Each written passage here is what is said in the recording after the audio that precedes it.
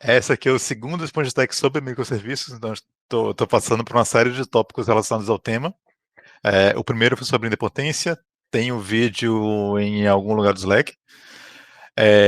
Esse agora sobre Single Source of Truth, então é também um tema recorrente na área de microserviço. A gente entender um pouco sobre isso, saber como arquitetar e lidar com essa situação para poder aproveitar ao máximo. Então, uma coisa que eu comentei no outro e que vou até reiterar um pouco aqui é que fazer uma estrutura de microserviços completa e boa não é fácil. Não é fácil, tem vários desafios. Mais uma vez que lide com todos os desafios, os benefícios também são muito grandes. Então, o importante é entender quais são esses desafios, como lidar com eles e como contornar isso para poder, de fato, poder aproveitar a arquitetura. Fazer microserviço de qualquer jeito é muito pior do que um monolito. E tem também cenários em que microserviço é bom e cenários em que não é. Então, passar um pouco disso aqui. Primeiro, por que microserviço? Então, você tem a questão da flexibilidade, você pode reusar partes em outros contextos, então você não tem uma aplicação só que tem todo o contexto da aplicação, de todo o contexto da Holoclean completa. Você tem isolamento mais claro entre o que cada parte faz, cada uma pode evoluir de forma independente, pode usar tecnologias diferentes. O ponto de falha é menor, porque se uma parte falha, eu geralmente posso preparar o contexto todo para conseguir lidar com isso melhor. Então esse é um ponto que eu vou tocar um pouco melhor aqui também. Você tem um escopo de teste menor, não que o teste total seja menor, mas você pode testar cada parte separadamente. E se sua arquitetura está bem montada, sua comunicação está bem montada, esse teste individual já pega muita coisa, embora ele não pegue tudo, não substitua um teste integrado, mas ainda assim é muito bom e facilita esse tipo de teste. E você pode atualizar de forma mais contínua todo o conjunto. Então, isso aqui é o desenho clássico de uma arquitetura de microserviço. Então, eu tenho chamadas vindas lá do meu front, do meu usuário final, batendo em mais de um microserviço. Existem comunicação entre eles. E cada microserviço desse expõe a sua própria interface independente, comunica com o seu banco de dados, tem seus dados e faz sua lógica de negócio independente. E esse desenho aqui é o desenho comum, mas ele esconde vários desafios dessa arquitetura. A gente já falou sobre ter chamadas independentes, porque toda chamada ela pode não retornar ou pode falhar de várias formas, tem que ser tratado. E especialmente na arquitetura de microserviços, eu tenho muitas chamadas internas acontecendo. Então o cuidado acaba sendo redobrado. Existem outros desafios, questão de funcionamento, monitorar todo esse conjunto para eu saber quando alguma coisa não está funcionando ou quando alguma mensagem não está sendo trocada como deveria. Eu garantir que meus dados estão consistentes, que eu tenho a performance adequada, porque quando eu isolo as partes, eu posso às vezes ter uma parte muito performática, mas ela ser usada no conjunto completo de forma não performática, ou ser chamada muitas vezes, ou ter gargalos ali. Então, performance às vezes é difícil de mensurar, justamente pela parte do monitoramento. Você tem que conseguir monitorar o conjunto. Tolerância à falha, na hora que eu divido minha aplicação em vários serviços, e se qualquer um deles falhar, minha aplicação inteira não funciona, eu aumentei minha falha em vez de diminuir. Porque eu tenho mais chance de alguma coisa falhar agora. Então é importante na arquitetura dessa eu conseguir fazer com que eu possa perder partes dela e o conjunto inteiro ainda funcionar. E a cultura de DevOps, porque agora eu tenho uma operação mais complexa e ela desce a nível de desenvolvedor também. Então tudo isso é desafiador. Hoje a gente vai novamente falar sobre consistência. Então o tópico anterior também foi sobre consistência, esse também será. Depois, falem qual outro vocês têm mais interesse de ver, que a gente pode focar nisso, tá bom? Ou, na verdade, qualquer outro assunto, não precisa nem ser dentro disso aqui, mas para trazer coisas interessantes. Falando um pouco desse desenho clássico de eu tenho a minha aplicação e eu quero dividir ela em várias lógicas de negócio separadas. Então, esse é um possível desenho, que inclusive algumas aplicações aqui na Cubus usam. Eu posso citar o Zig, o Zack, o Eats, usam coisas parecidas com isso aqui, alguns outros projetos também. Esse é um primeiro desenho que ele tem algumas vantagens e algumas desvantagens, certo? Isso aqui, embora ele seja microserviço, ele também não atende a tudo que se trata de microserviço, porque eu tenho uma unidade compartilhada aqui de banco de dados entre todos eles, que armazena os dados e presta queries para todos, mas eu tenho uma parte unificada da operação, ou seja, se eu quero atualizar e modificar esse order service aqui, frequentemente eu vou ter que mudar algum esquema de tabela, alguma forma de comunicação com o banco de dados, e isso exige que eu concilie com a atualização de um outro serviço, ou seja, se eu não posso atualizar uma coisa individualmente, isso tende a ser não condizente com o desenho de microserviço. Tá? Então, isso aqui ou não é microserviço, ou eu posso arquitetar e falar de forma que o meu banco de dados ele também atua como se ele fosse um microserviço à parte, ele também expõe uma interface unificada, e alterar esquema é uma break change. Essa também é outra forma de ver a mesma situação, onde eu tenho o serviço comunicando com o banco de dados como se ele fosse um serviço por si só. A ponte de comunicação, em vez de ser REST, aqui vai ser SQL ou qualquer outro protocolo de banco de dados. E qualquer mudança de esquema é uma breaking change para esse serviço que consome um banco de dados. Então, essa é uma forma de ver que complica um pouco a situação. Por isso é muito comum, nesse tipo de desenho, que cada serviço tenha a sua própria base de dados. Porque unificar a base de dados, por mais que traga algumas vantagens de tornar os dados mais acessíveis, ou eu poder ter a garantia de consistência, porque está tudo aqui. Então, eu sei que está tudo consistente, eu posso fazer uma transação ácida para atualizar tudo. Eu tenho um claro gargalo nos meus pilares de eu quero poder atualizar alguma coisa, eu posso querer lançar um serviço novo, eu quero poder iterar rápido, e esse desenho inicialmente aqui, ele não favorece esse objetivo. Então, o que muito se entende é de caminhar para cada serviço, ou enfim, cada unidade lógica ter seu próprio armazenamento de dados. E aí a gente caminha para um desenho mais parecido com isso.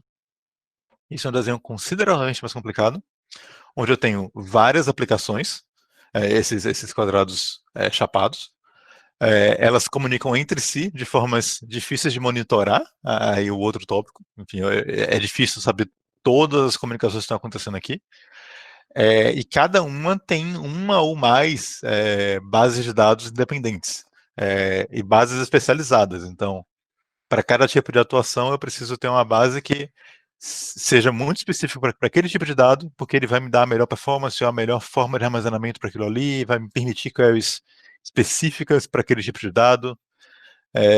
Então, esse acaba sendo um caminho para se adotar, onde eu vou lá num caminho mais puro da coisa, onde cada microserviço eu vou adotar a tecnologia que é ideal para ele. Mas isso aqui traz alguns desafios. Primeiro, num projeto real, usar tantas tecnologias diferentes assim no mesmo projeto é bem desafiador, porque você acaba tendo que ter um time que é especialista em tudo, o que é ruim. Ou você tem que ter um time muito grande, aí cada aplicação dessa é um time à parte, aí tudo bem. Se você tem muitas dezenas de devs, você pode se dar o luxo de fazer alguma coisa assim. Mas na maioria dos casos, nem sempre ter um tipo de banco de dados específico para aquele caso específico traz tanta vantagem a ponto disso aqui valer a pena, de realmente usar ele em vez de padronizar. Isso eu estou falando no nível de escolha de tecnologia, mas ainda assim, serem bases separadas para cada serviço, mesmo que seja o mesmo tipo de banco de dados, traz as vantagens de que eu posso evoluir cada um separadamente. Então, eu garanto que a API exposta por esse serviço, ela é consistente, que eu não estou criando breaking change na API, mas eu não estou dando nenhuma garantia sobre o meu banco de dados, porque eu posso atualizar o meu esquema, eu posso mudar minha base, eu posso fazer o que eu quiser aqui dentro, e tudo que os outros serviços estão vendo é só minha API. Então, desde que eu mantenha a API consistente, abaixo dela eu posso mudar tudo o que eu quiser. Então, isso me dá flexibilidade de poder atualizar, poder iterar, desde que eu dê essa garantia. Então, isso é bom. Eu posso trazer funções novas, por exemplo, para cá sem problema nenhum, sem ter que avisar ninguém, sem ter que lidar com isso, desde que eu não quebre a interface. Mas isso, além do problema de gerenciar esse mundo de bases diferentes, que aí é a questão de ter time para isso, traz um segundo problema, que é o seguinte: eu muito provavelmente vou ter dados replicados aqui. Por exemplo, aqui eu tenho uma base de clientes, onde eu tenho um banco de chave de valor que deve guardar os dados cadastrais desses clientes, e eu tenho um gráfico que deve guardar as relações entre clientes, por exemplo. Só que eu já tenho uma certa duplicidade de dados, porque o meu cliente está cadastrado em 2 bases, mas se eu tenho também a autenticação dele e o armazenamento da sessão que ele está autenticado, isso são serviços separados, eu também tenho informações desse mesmo cliente em outras bases. Isso vai acontecer com frequência em vários modelos diferentes. Se eu salvo pedidos e eu tenho um cadastro de produtos, por exemplo, eu frequentemente vou guardar junto com o pedido os dados do produto, até para eu conseguir compilar o meu histórico e tudo mais. E esse desenho incentiva diretamente que eu tenha duplicação de dados entre bases diferentes. Duplicação de dados por si só não é um problema, tá? Então, é favorável, inclusive porque se, por exemplo, eu falar que aqui esse catalog é meu catálogo de produtos, por exemplo, e eu falar que toda vez que eu for consultar meu histórico de pedidos eu tenho que ir nele para pegar os produtos, quer dizer que eu criei um ponto de falha.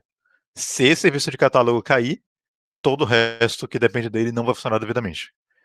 Então, eu trazer dados para perto de mim é bom, justamente para evitar esses pontos de falha, eu não ficar dependente da disponibilidade de outros serviços para desempenhar o meu papel. Mas ao mesmo tempo, eu ganho o problema de que agora eu tenho o mesmo dado em mais de um lugar. E se eu atualizar esse dado? E se eu precisar mudar esse dado? Eu tenho um desafio de que eu preciso definir qual é a minha fonte de verdade, que é justamente o tema desse Spojitec aqui. É o conceito de que para todo o dado que eu tenho armazenado no meu sistema, para todo tipo de dado diferente, eu preciso saber de forma muito clara qual é a minha fonte de verdade dele. Qual é a minha única fonte de verdade de onde eu vou consultar esse dado, e do qual todas as outras cópias dele, se tiverem diferentes, estão erradas.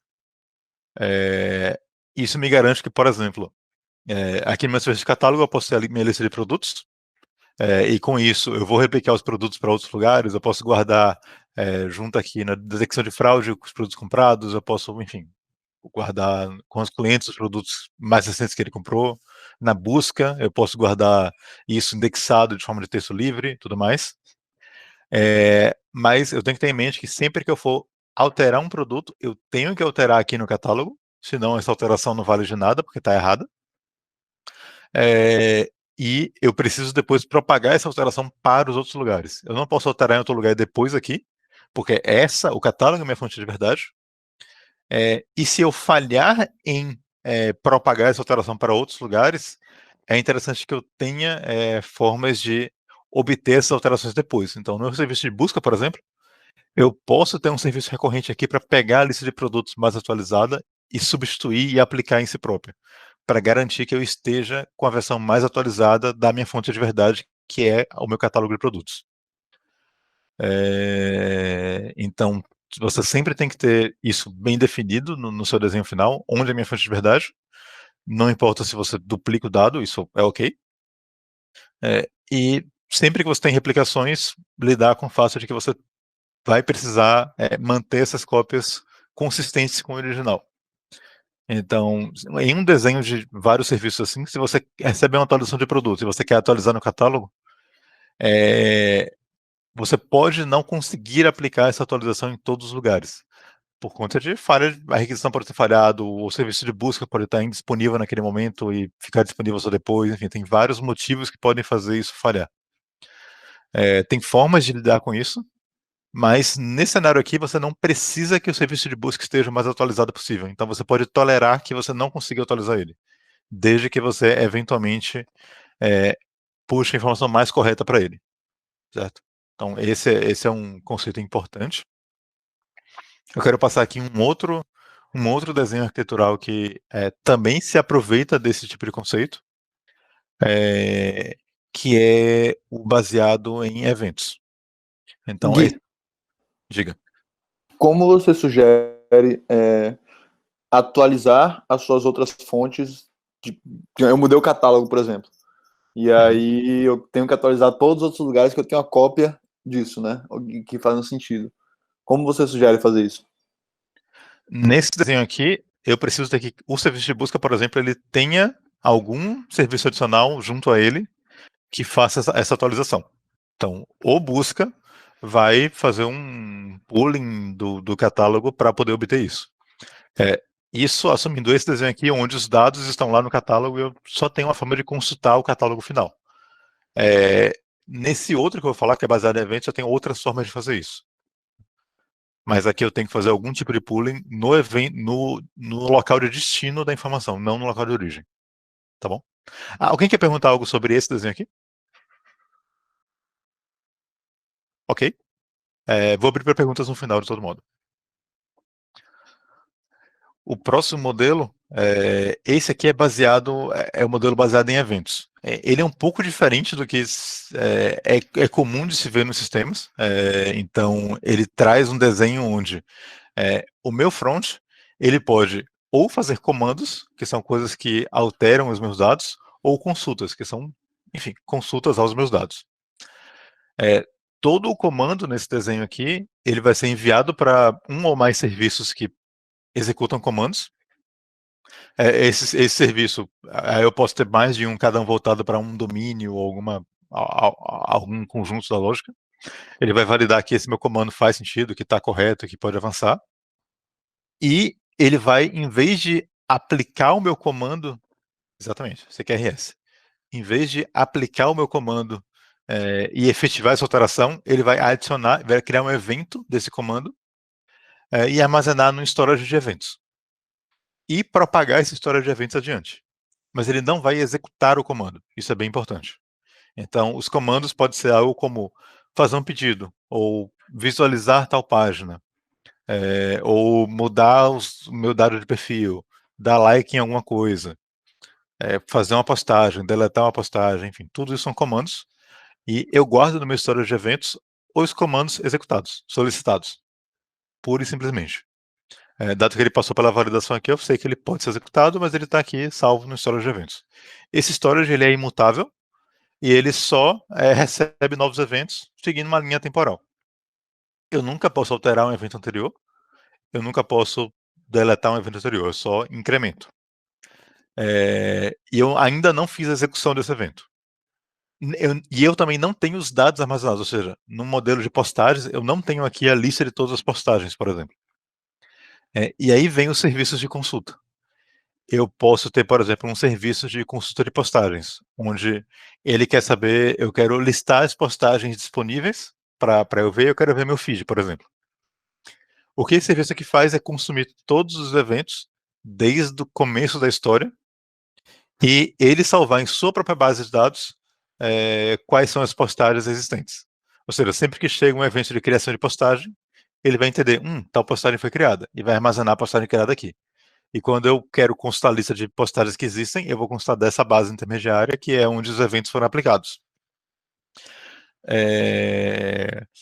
Isso eu posso usar um serviço diferente para fazer feed, eu posso usar um serviço diferente para fazer busca textual, em que, por exemplo, de busca textual eu quero fazer busca em todas as postagens, eu vou receber os eventos de criação ou edição de postagem, vou armazenar no meu banco já preparado para busca textual, o Elasticsearch, por exemplo, e eu vou receber consultas de busca textual e vou retornar esses dados.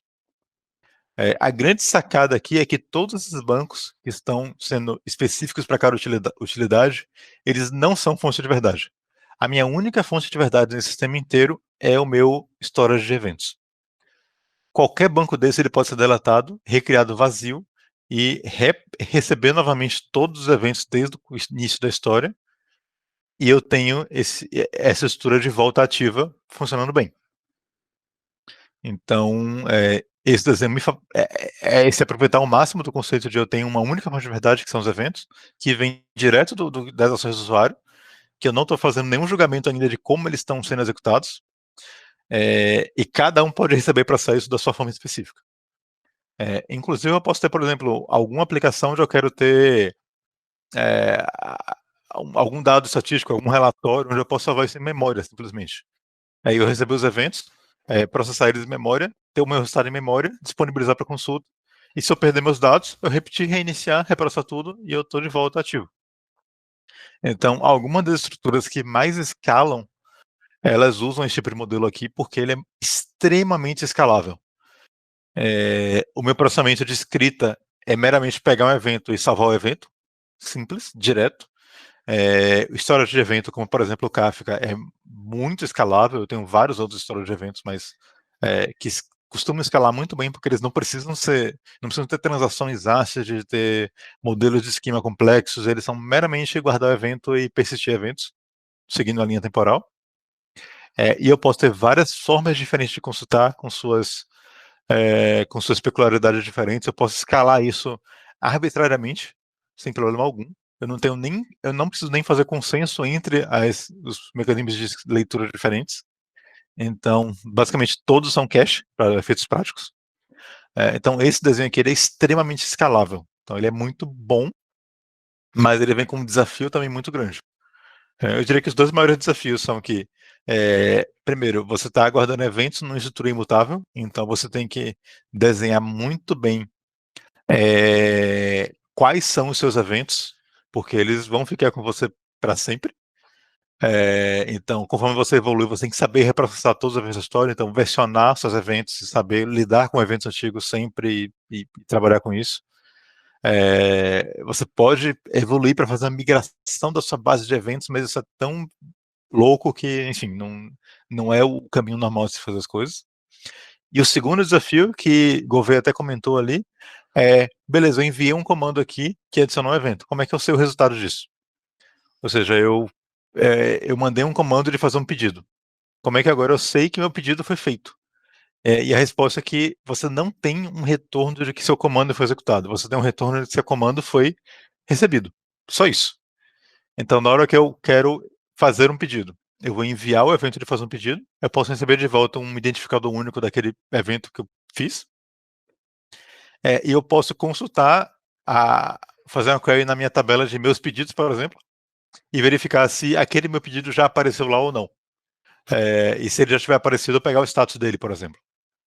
Então, toda a minha lógica de acompanhar o que está acontecendo e consultar status e evolução das minhas alterações é uma lógica aplicada no front, inclusive.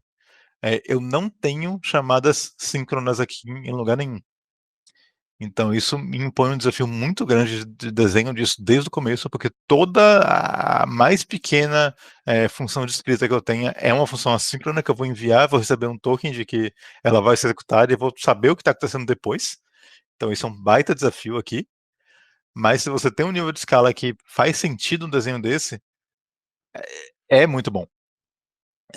Mas isso aqui só se justifica se você tiver realmente que resolver esse problema. Então, por mais que seja conceitualmente bonito e tudo mais, só faz sentido fazer algo nessa linha se você tem esse problema para resolver. E se vale a pena todo o custo envolvido em manter uma estrutura dessa para resolver esse problema de escala.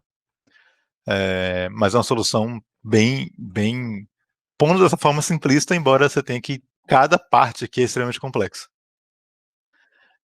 Resumão, eu tô quase estourando tempo. Alguém abriu o microfone? Não? Tá bom. Eu ia tirar uma dúvida. Diga. Ali, eu tenho uma também.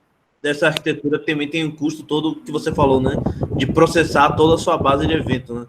Você fala, eu posso aqui guardar em memória, simplesmente ler, processar tudo e depois, sei lá, se cair, reprocessa tudo de novo. Isso aí pode ser bem custoso. Assim, eu posso ter serviços que fazem sentido guardar em memória, mas eu também vou ter serviço aqui que tem uma banca de dados que tem persistência em disco. Então, isso também é comum. Então, eu não vou ficar reprocessando tudo toda hora. Mas talvez eu queira fazer alguma situação onde usar a memória seja vantajoso. E esse é um cenário onde você pode se dar o luxo de armazenar dados em memória.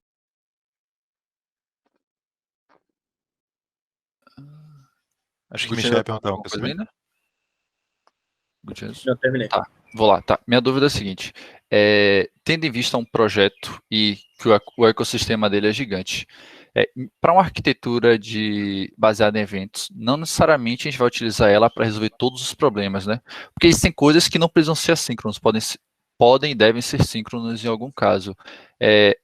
tem espaço para isso, eu vou usar essa arquitetura para resolver determinado problema no meu projeto.